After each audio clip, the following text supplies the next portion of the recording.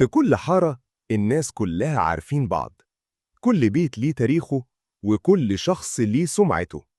لكن في يوم حصلت حاجة محدش كان يتخيلها.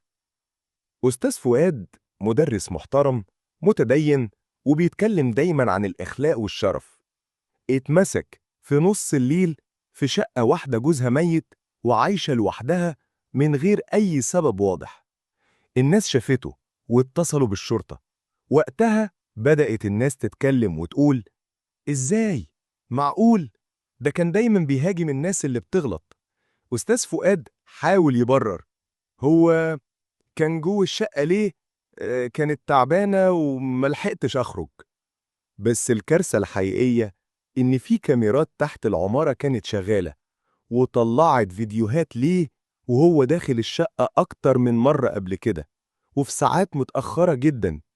الفيديوهات اتسربت واتنشرت على جروب الحارة، وفي يوم واحد سمعته اللي بناها في 30 سنة راحت. المدرسة وقفته عن الشغل ومراته سابته والناس بطلت تسلم عليه.